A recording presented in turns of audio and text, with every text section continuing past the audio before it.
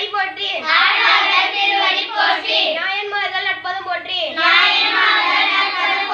காஞ்சி முனி காலடி போற்றி ஓம் சிவா ஓம் நமோ நாராயணாய